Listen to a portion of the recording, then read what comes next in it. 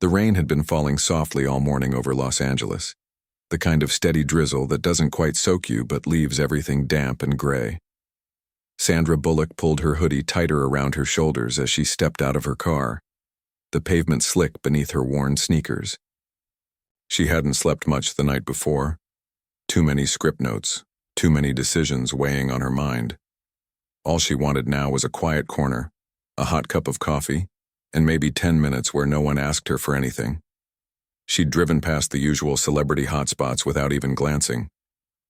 Those places were full of eyes, whispers, and people pretending not to stare while snapping photos under the table. Instead, she turned down a quieter street in West Hollywood, one lined with old bookstores, flower shops with peeling paint, and little cafes tucked between them like secrets. That's when she saw it. A small storefront with warm light spilling through fogged-up windows, a simple wooden sign above the door that read, "The Quiet Cup." No flashy logo, no neon, just 3 words that felt like an invitation. She pushed the door open, the bell above it giving a soft chime. The smell hit her first, freshly ground coffee beans, a hint of cinnamon, and something earthy like old paper and rain. Inside, the cafe was cozy, not crowded. A few people sat at mismatched tables, some typing on laptops, others just staring out the window with steaming mugs in their hands. It felt real, human, exactly what she needed. But before she could take another step, a young man near the entrance held up a hand. He looked barely out of his teens, wearing a dark apron and a name tag that read, Mateo. His expression wasn't unkind, but it was firm.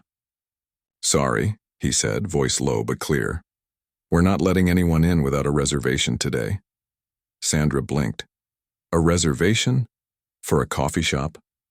Mateo shifted his weight, glancing toward the back like he was checking for backup. "Yeah, it's been busy. And the owner's been strict about it lately, just to keep things calm." She almost laughed. A reservation for coffee? But then she caught herself. Maybe it was a new policy. Maybe they were filming something nearby and the place had gotten overrun. She didn't want to cause a scene. Not here, not today. "Oh," she said simply, pulling her hood a little lower. "Okay, no problem." She turned to leave, but something in her posture, maybe the slump of her shoulders, the way her eyes stayed down, made Mateo hesitate. He'd been trained to watch for people who might be off, who might need help or might cause trouble. LA was full of both. And this woman, she looked tired, really tired, like she hadn't slept in days. Her clothes were clean but rumpled, her hair tucked messily under the hood. No makeup, no flashy jewelry, just someone who looked like they'd been through a long week. He didn't recognize her. Not at first. He'd seen her movies, sure, everyone had, but without the red carpet, the styled hair, the bright smile, she was just another person in a city of millions. And in his mind she fit the profile of someone who might be hanging around, maybe waiting for someone who wasn't coming, maybe not quite steady on their feet. He wasn't being cruel. He was just doing what he'd been told. Keep the space peaceful. Keep it safe. "I'm really sorry," he added, softer this time. "Maybe try again tomorrow?" She nodded, gave a small, tight smile that didn't reach her eyes, and stepped back out into the rain. The door closed behind her with that same gentle chime. She stood on the sidewalk for a moment, watching the droplets slide down the cafe window, blurring the warm light inside. Part of her wanted to laugh, at the absurdity, at herself for thinking she could ever just be normal in this town. Another part just felt invisible. Not in a bad way, exactly, but in a way that made her chest ache a little. She walked back to her car slowly, hands in her pockets, head down. The rain had picked up slightly, misting her face. She thought about driving home, curling up on the couch with a blanket and forgetting the whole thing. But then her phone buzzed in her pocket. It was a text from Keanu. "How'd the meeting go?" She smiled faintly. Only Keanu would check in like this. No fanfare, no agenda, just genuine care. They'd known each other for years, bonded by a strange, quiet understanding that didn't need constant contact to stay strong. He was one of the few people who saw her as just her. She typed back, thumbs moving slowly over the screen. Long, exhausting. Tried to grab coffee at this little place called The Quiet Cup. Got turned away at the door. She paused, then added with a wry twist. Guess I've officially become a ghost. She hit send and leaned against her car, waiting. Rain tapped gently on the roof. A block away, a street musician played a soft tune on a saxophone, the notes floating through the wet air like smoke. Her phone buzzed again almost immediately. Which cafe? She told him. Then after a beat, why? You know it? No reply came right away. She figured he was busy.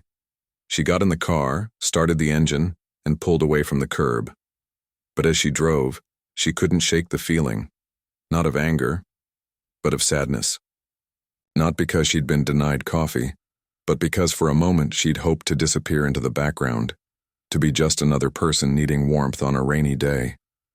And instead, she'd been reminded that even when she tries to vanish, the world still sees her through a lens she didn't choose. Back at her place, she changed into dry clothes, made tea instead of coffee, and sat by the window watching the rain turn the city into a watercolor painting. Her phone stayed quiet for a while. Then, just as she was about to put it down, another message came through. Don't worry, you'll always have a seat at my table. She read it twice. Then she smiled. Really smiled, for the first time all day. She didn't know what he meant by that, not yet. But somehow it was enough. Outside, the rain kept falling. But inside, the air felt a little lighter. Mateo couldn't stop thinking about the woman. He'd finished his shift at the cafe, hung up his apron and walked the 6 blocks to his tiny apartment near Santa Monica Boulevard. But her face kept drifting back into his mind. The way she'd stood there, quiet, not arguing, not demanding, just accepting it like she'd been turned away from places before. It bothered him more than it should have. He replayed the moment again and again. Her tired eyes behind those big sunglasses, the way her voice had been so soft, almost like she was apologizing for existing. He wasn't a rude person. He prided himself on being kind. He'd grown up watching his mom work double shifts at a diner, always making sure even the grumpiest customers left with a smile. Everyone's fighting something you can't see, she used to say. So why did he feel like he'd failed that test today? Back at the cafe, he mentioned it to Lena, the shift supervisor, while wiping down the espresso machine during the lull between lunch and afternoon rush. Yeah, this woman came in earlier, looked exhausted, hoodie, no makeup. I told her we needed a reservation and she just left. Lena paused, sponge in hand. Wait, hoodie? Sunglasses, kind of slouched. Mateo nodded. Yeah, why? Lena's eyes widened. Oh no, what? She lowered her voice, glancing around even though no one was close. That sounded exactly like Sandra Bullock. Mateo froze. What? No way, I swear.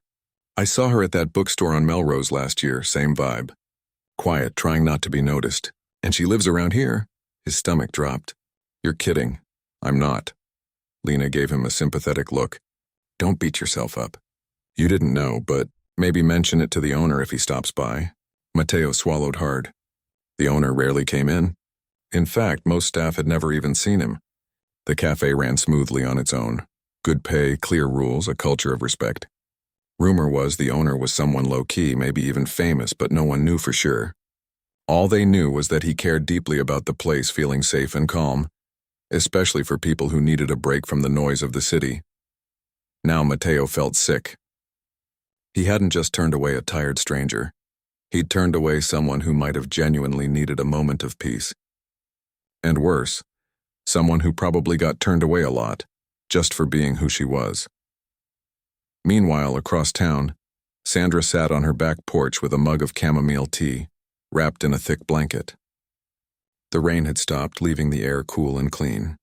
She stared at the garden, her little patch of green in the middle of the city, and tried to let the day go. But then her phone buzzed again.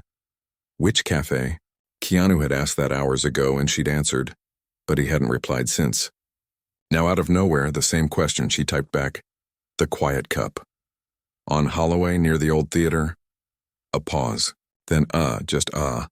Not "oh wow," not "that's weird," just "ah," like he knew something she didn't. She frowned. "You know that place?"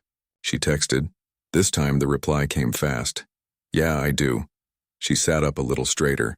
"You've been there?" More than that, her eyebrows lifted. Before she could ask what he meant, another message popped up. "Don't worry about it. But a thanks for telling me," that was it. No explanation.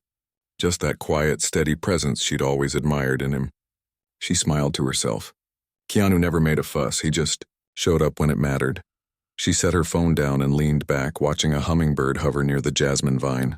Something about his response made her feel seen. Not as a movie star, not as a headline, but as a person who'd had a rough moment. And somehow that was enough. Back at the cafe, the evening shift was winding down. Mateo stayed late, restocking cups and wiping counters, his mind still tangled. Around 8 p.m., the bell above the door chimed. He looked up, expecting another customer, but froze.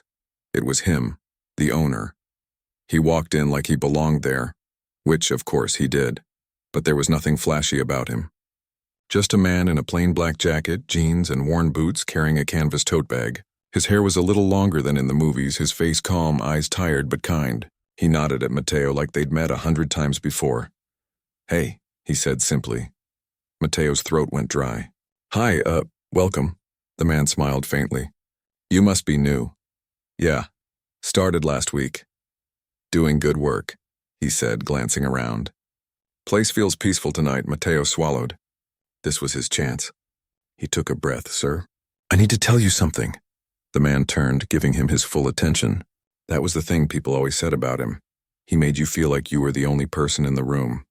Earlier today, a woman came in, looked really tired. I told her we needed a reservation and she left, but I think it might have been Sandra Bullock.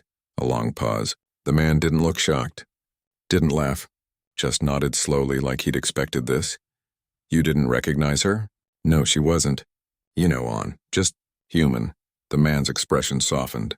"That's how she is when she's off duty. Just a person." "I feel awful," Mateo admitted. "I didn't mean to." "Hey," the man interrupted gently. "You didn't do anything wrong. But you were following the rules. You were protecting the space. That matters." He leaned against the counter, voice low. "This cafe was built so people could come here and just be. No masks, no expectations. But that only works if we also keep it safe for everyone. You were doing your job." Mateo looked down. "Still, I wish I'd known." The man was quiet for a moment. Then he said, "Knowing wouldn't have changed what you did. And that's the point. You treated her like anyone else.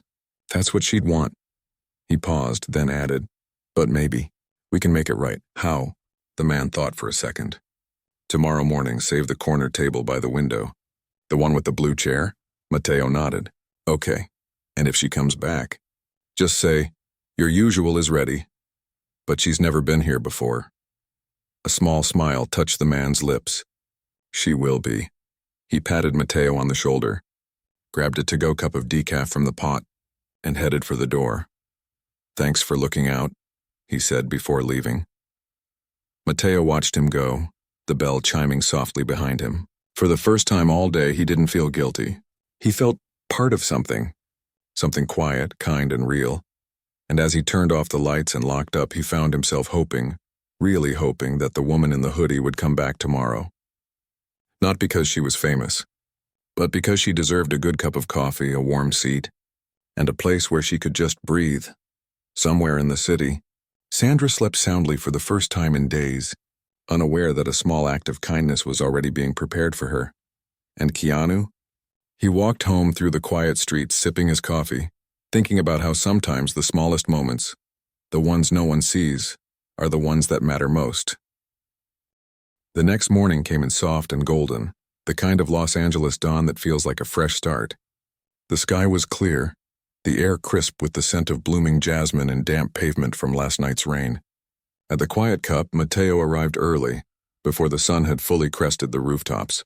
He unlocked the door, flipped the sign from closed to open, and went straight to the corner table by the window, the one with the slightly faded blue chair that creaked just enough to feel lived in. He wiped it down twice, fluffed the small cushion, and set out a clean napkin, a spoon, and a little dish of sugar cubes. Then he placed a handwritten note on the saucer. Your usual is ready. He didn't know what usual meant. Black coffee? Oat milk latte? But he figured it didn't matter. The message was the point. He kept glancing at the door every few minutes as he prepped the espresso machine, ground the beans, and arranged pastries in the glass case. Part of him worried she wouldn't come back. Who would after being turned away like that?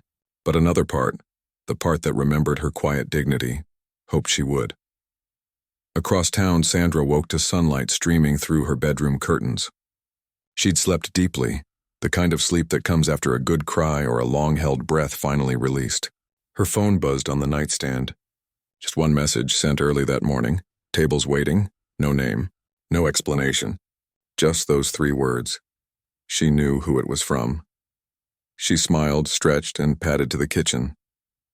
Instead of calling her assistant or checking emails, she made herself a small breakfast, toast with avocado, a boiled egg, and took her time. There was no rush. For once, she wasn't running toward or away from anything. She just was. An hour later, she pulled up to the same street, parked in the same spot. This time, she didn't wear sunglasses.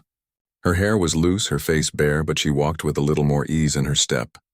When she reached the cafe door, she hesitated for only a second before pushing it open. The bell chimed. Mateo looked up instantly. His eyes widened slightly, then softened with relief. He didn't say anything at first, just gave her a small, respectful nod and gestured toward the corner table.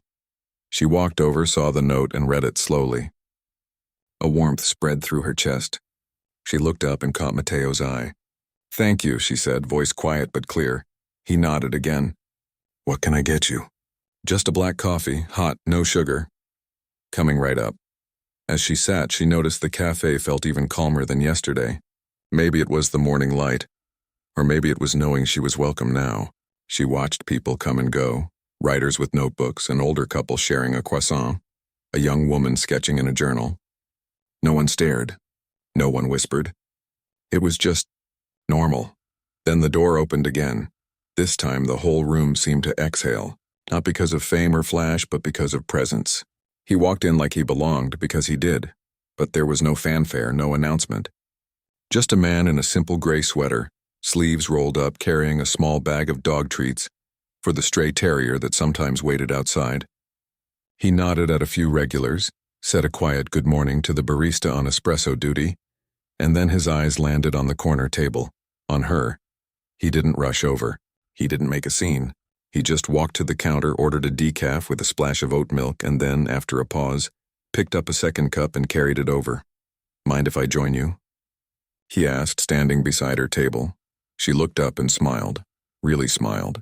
"Only if you promise not to tell anyone I drink black coffee like a sad poet." He sat down, placed the extra cup in front of her, steam curling gently from the rim, and said, "Your secret's safe with me." They sat in comfortable silence for a moment, watching the street outside. A delivery bike whizzed by. A pigeon strutted across the sidewalk like it owned the place. "So," she finally said, stirring her coffee, "you own this place?" "I help run it," he corrected gently.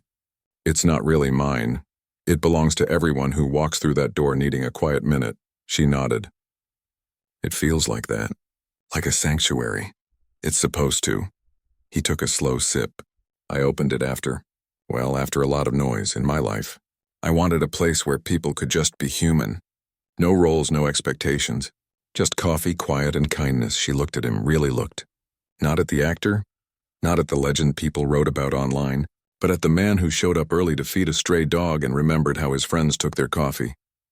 "I got turned away yesterday," she said softly. "I heard." "And you didn't get mad at the kid?" "No, he was doing his job. Protecting the space. That's important." He paused. "But it's also important to leave room for grace. For second chances," she smiled. "You always see the best in people." "I try," he said. "Mostly because I've needed that grace myself." They talked then, not about movies or fame or the chaos of their lives, but about small things. The way rain smells on hot pavement. The best book they'd read recently. How hard it is to find a good bagel in LA. It was the kind of conversation 2 old friends have when they haven't seen each other in a while, but never really lost touch. At one point, Mateo brought over a plate with 2 slices of banana bread, on the house. "For the road," he murmured, setting it down with a shy smile. Sandra thanked him, and this time when their eyes met, there was understanding. No shame, no awkwardness. Just two people who'd both learned that kindness isn't about knowing who someone is. It's about treating them like they matter, even when you don't.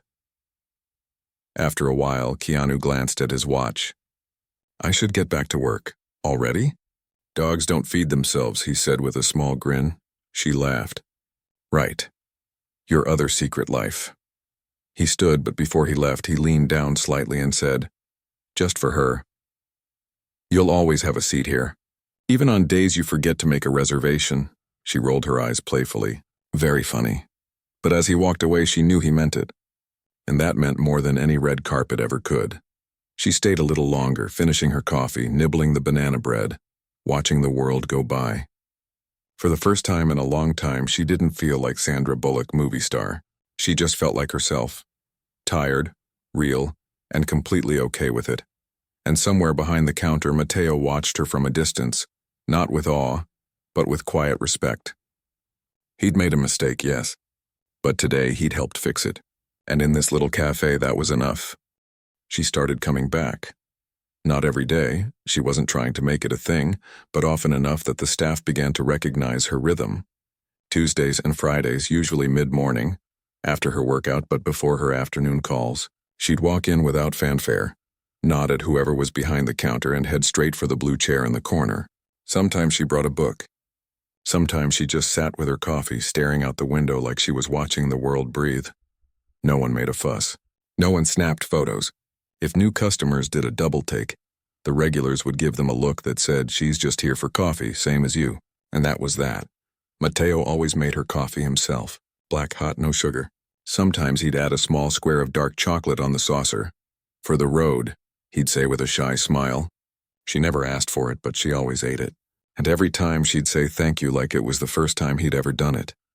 One Friday she came in looking lighter, like a weight had lifted. She ordered her usual, then lingered at the counter instead of heading straight to her seat. You know, she said, leaning slightly on the edge of the counter. I used to think places like this didn't exist anymore. You know, real places. Where you can just... Buda Mateo wiped his hands on his apron. They do. You just have to look past the noise. She nodded. Or get turned away once so you appreciate it the second time. He winced a little. I still feel bad about that. Don't, she said gently. Honestly, I get it. This city, it's full of people pretending to be someone they're not. Or showing up where they don't belong. You were protecting your space. That's smart, but you did belong. I know that now, she said. But you didn't, and that's okay. She paused, then added, You know who taught me that? He shook his head. The guy who owns this place, Mateo smiled. He's got a way of making you see things differently, doesn't he? He does. She glanced toward the back room where the owner sometimes sat during slow hours going over invoices or reading. He told me something once, that the most powerful thing you can give someone is the benefit of the doubt. Especially on their worst day. Mateo thought about that. Yeah, I think I'm starting to understand that. She patted the counter lightly. Keep doing what you're doing. You're good at it. Then she walked to her table. And he watched her go, not as a celebrity, but as someone who'd chosen to trust this little cafe with her quiet moments. Keanu didn't come in every day. But when he did, it was never about being seen. He'd arrive early before opening to check on the espresso machine or drop off bags of beans he'd sourced from a small farm in Guatemala. Sometimes he'd stay to help during the lunch rush, wiping tables or refilling water pitchers without saying much. The staff had learned not to make a big deal out of it. He wasn't there as a star. He was there as part of the team. One afternoon, he found Sandra already at her table, scribbling notes in a leather journal. He grabbed 2 cups, decaf for him, black for her, and sat down without asking. Working? He asked. Trying to, she said, closing the journal. It's a new script, messy, full of heart, but it needs work. You'll figure it out. I hope so. She stirred her coffee slowly. You ever feel like the more people know your name, the less they see you? He didn't answer right away. He looked out the window where a little girl was showing her mom how to feed a pigeon. Every day, he finally said. But then you find places like this. People like Mateo. They remind you that kindness doesn't care how famous you are. It just cares if you're human. She smiled. You always say the right thing. I don't say much, he said with a quiet laugh. I just mean what I say. They sat in silence for a while, the cafe humming softly around them, the hiss of steam, the clink of cups, the low murmur of conversation. It wasn't awkward. It was peaceful. After a few minutes, she said, "You never told me why you opened this place." He took a slow sip. After my daughter passed, everything felt loud.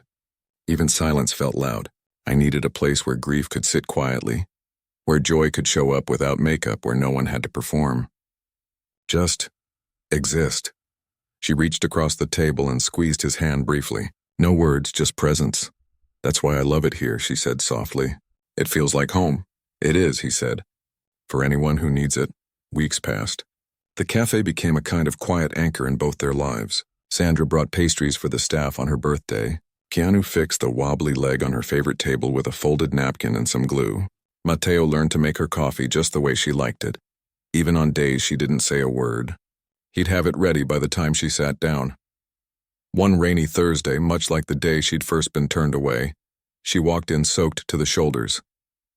Mateo was on shift. Without a word, he handed her a clean towel from the back and a fresh cup of coffee. You remembered, she said, wrapping the towel around her neck. I pay attention, he said simply. She sat down, and this time she didn't go to the corner. She sat at the counter right in front of him. You know, she said after a while, I used to avoid places like this. Thought I'd be recognized, bothered, asked for selfies. But here I just feel like me. You are you, he said. And that's enough. She looked at him, really looked, and saw not a starstruck kid but a young man who'd learned that dignity isn't something you earn. It's something you give. Later that day as she left, she slipped a folded note into the tip jar. Inside it read, "For the team. Keep being kind," as Mateo found it during cleanup. He didn't tell anyone. He just smiled and tucked it into his apron pocket, right next to his bus pass and his mom's photo. Outside, the rain had stopped. The city glistened under the streetlights. And inside the quiet cup, the air stayed warm, steady and full of quiet grace, exactly as it was meant to be. Months passed, and the little cafe on Holloway Street settled into its quiet rhythm. The seasons shifted. Summer heat gave way to crisp fall mornings, then the soft chill of winter. Through it all, the blue chair in the corner remained reserved, not by sign or rule, but by unspoken understanding.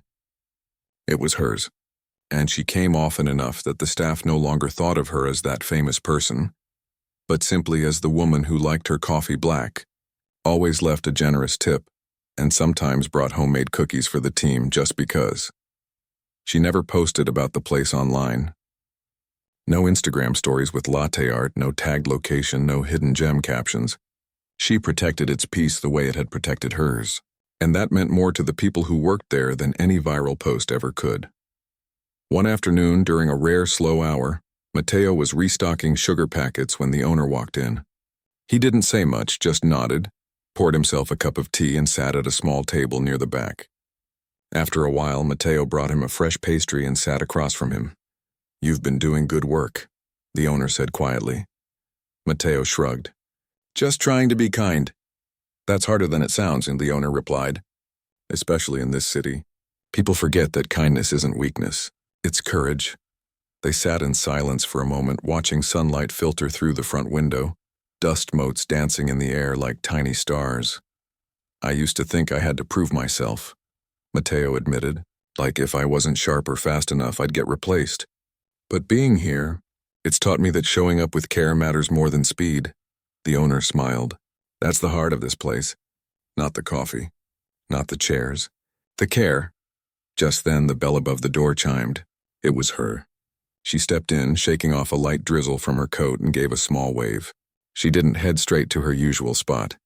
Instead, she walked over to their table. Mind if I join? She asked. Always, the owner said, pulling out a chair. She sat down, unwrapped a scarf, and exhaled like she'd been holding her breath all day. Long meeting, she said. Felt like I was speaking a language no one understood. We've all been there, the owner said. She looked at Mateo. You know, I was thinking about that day, the first time I came in. I was so tired I didn't even argue. I just walked away. And now? Mateo asked. Now I know better, she said. I know that sometimes being turned away isn't about you. It's about someone else trying to hold a boundary. And that's okay. What matters is what happens after. She paused, then added, You gave me a second chance. Without even knowing you were doing it, Mateo shook his head.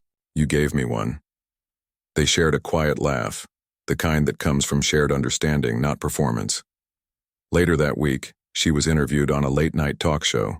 The host, known for digging into personal stories, asked her about finding peace in a chaotic industry. You've been in this business for decades, he said. How do you stay grounded? She leaned back in her chair, thoughtful. I think it's about remembering that fame is temporary, but kindness isn't. I've learned to look for the quiet moments, the barista who remembers how you take your coffee, the stranger who holds the door when your hands are full, the friend who shows up without needing a reason. The host smiled. Any specific moment lately that reminded you of that? She hesitated, then smiled softly. Yeah, there's this little cafe I go to. No name on the door, just 3 words. The Quiet Cup. I walked in one rainy day looking like I hadn't slept in a week and got turned away. At first I felt invisible, but later I realized something. The person at the door wasn't being unkind. He was just doing his job in a city where everyone's trying to protect their peace. She took a breath. The next day I went back. And this time I was welcomed. Not as a name, but as a person. That meant more than any red carpet ever could. She didn't mention who owned it. She didn't need to. The story stood on its own. Back at the cafe, the staff watched the clip on a tablet during their break. Mateo felt his chest tighten. Not with pride, but with gratitude. She could have made it about herself, about being wronged. Instead, she made it about understanding. The owner watched from the doorway, arms crossed, a small smile on his face. When the clip ended, he simply said, That's why we do this.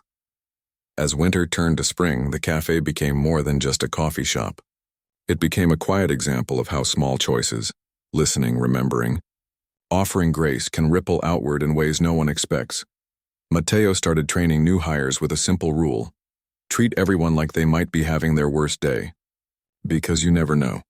The owner kept showing up, not as a celebrity, but as a presence, fixing the leaky faucet, sharing stories with regulars, sometimes just sitting in silence with a book and a cup of tea.